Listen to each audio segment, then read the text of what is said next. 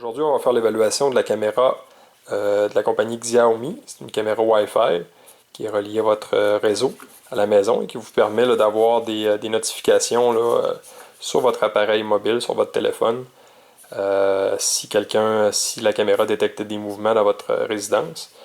C'est une caméra qui vaut 40$ sur le site de GearBest. Alors, elle est assez facile d'installation, malgré une utilisation qui est peut-être un petit peu plus complexe. La principale lacune de cette caméra-là est le fait qu'il existe des applications, autant Android que iPhone, mais l'application est entièrement chinoise, un peu comme l'ensemble des produits de la compagnie Xiaomi. Alors, on a trouvé une façon de contourner cette problématique-là en traduisant avec une application de Google les paramètres de l'application Xiaomi. Je vais vous le montrer à l'instant. Alors, on a l'application Xiaomi qui est ici. Que pour télécharger sur le App Store, vous devez chercher le nom qui va apparaître ici en haut de notre écran.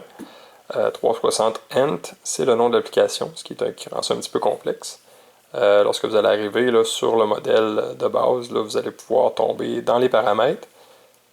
La petite roue qui nous l'indique, parce que sinon c'est de l'écriture qui est en chinois. Sur mon appareil Android, ou ça peut être iPhone et compagnie, vous faites la traduction du chinois vers le français. Et vous utilisez le petit appareil photo pour aller traduire les paramètres. Alors là, il nous reste simplement à se positionner pour prendre la photo de plus de texte possible.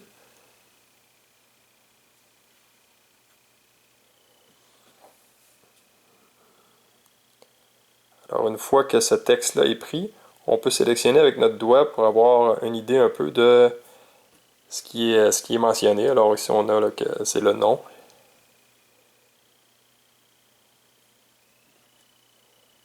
Et on fonctionne de cette façon-là, confidentialité. Vous avez chacun des paramètres qui peut être traduit au fur et à mesure.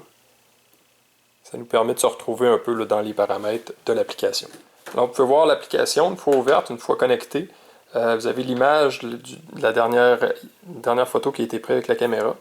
Vous avez ici un listing des différentes caméras, si vous en avez plus qu'une, si vous voulez faire surveiller un commerce ou ces choses-là. Alors, vous pouvez sélectionner la caméra. Par la suite, vous allez voir en temps réel ce que la caméra est en mesure de filmer.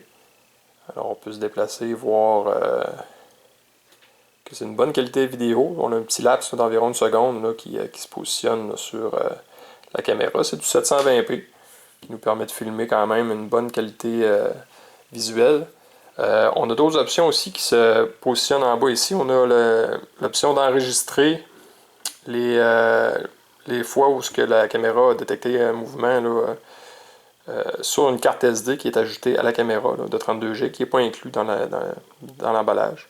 Vous avez aussi la façon d'interagir soit en écoutant le son de ce qui se produit à l'autre bout de la caméra ou en parlant nous-mêmes à partir de notre appareil mobile. Le gros inconvénient, c'est au niveau de l'application, comme je vous ai mentionné tout à l'heure, qui est seulement en chinois. Mais une fois que tout est seté, on est en mesure d'avoir quand même un produit qui est fiable et qui fonctionne bien.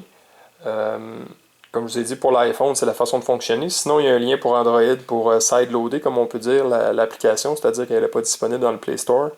Pour pouvoir la télécharger, il y a une façon de pouvoir le faire.